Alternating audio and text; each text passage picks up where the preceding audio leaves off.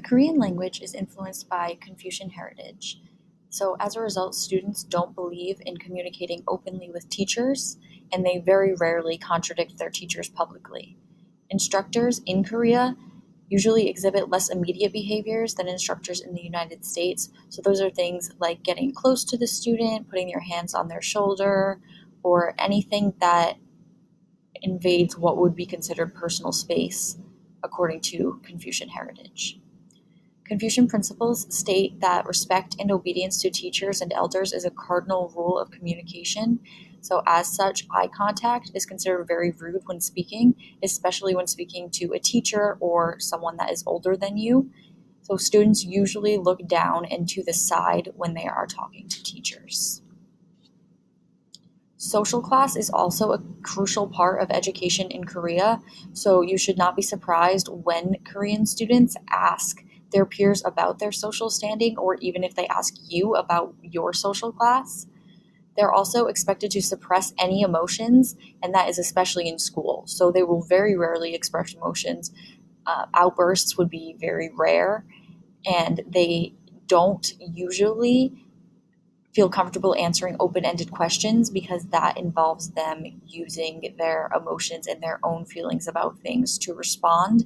And in their culture, they're not acceptable, and they usually lead to confusion when they are used with students who are here from Korea. So to avoid that, really, you need to give explicit instructions if you are going to give open-ended questions, and help students who are from Korea understand the purpose of those, and that it's not necessarily looking for them to include their emotions, it's just asking for them to give their understanding of something. To an American, questions regarding age, money, marital status, and religion are pretty much considered off limits. If a student asks you that, you might answer it, but most parents would tell their children that you should not be asking your teacher or any adults that. I think the cliche is usually that don't ask women their age specifically.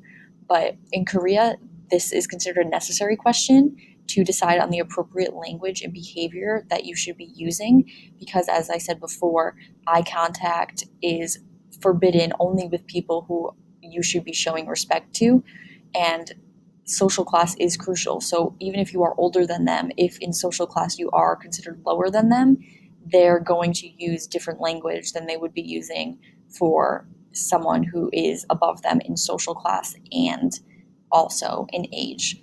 So you should not be surprised if they ask you those questions.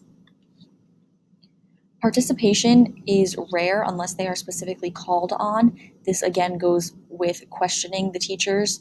It is considered rude to participate and voluntarily raise your hand because they believe that the teacher should be providing most of the instruction.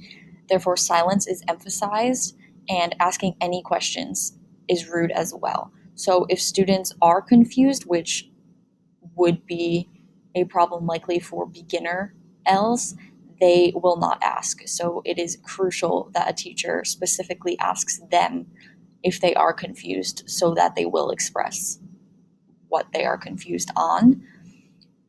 Another disparity between Korea and America is that all published material in Korea is considered public domain. Nothing is off limits. Plagiarism is not something that they teach in school. So a teacher here, if they do assign a paper that involves research, should be explicitly reviewing what plagiarism is in America, how to go about researching and citing sources, and why we do that here.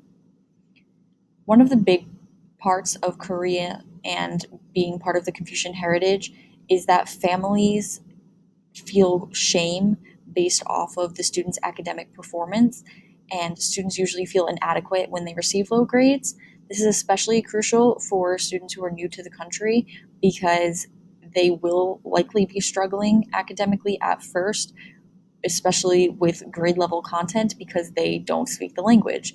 So it is very important to talk to the families about this so that they do not feel like it's bringing shame to their family name.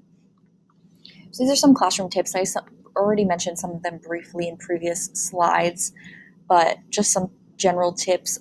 Call on Korean students directly to gauge their knowledge base. Don't expect students to raise their hand. They will very likely not raise their hand on their own. Do not interpret them looking away from you as them not paying attention. This is their way of showing that they are respecting you. You need to teach students explicitly to cite sources to avoid plagiarism.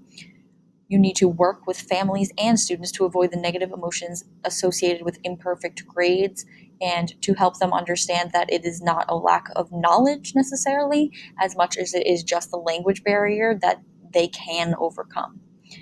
Also need to be understanding of questions that might seem inappropriate in our culture, because this is how Koreans decide how to communicate with other people. They ask the questions that here are considered off limits to judge whether they should be using proper language or if they can be using more informal language.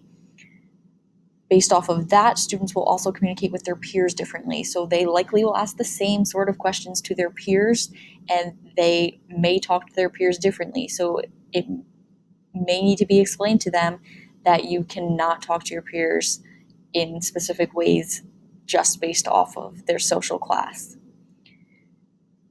You should also avoid making physical contact with students. Things like putting your hand on their shoulders might be very off-putting to them. That's not something that happens in their culture, and it can cause a shell shock for them if they come here and they have a teacher who is constantly doing that. And this goes very well with the expressing emotions. Students should not be asked to express their emotions in front of the class. This is something students will need to learn to do over a span of time because it is very discouraged in Korea. They expect you to just sit there and listen to the teacher, and the teacher does not ask open-ended questions or questions about how you are feeling.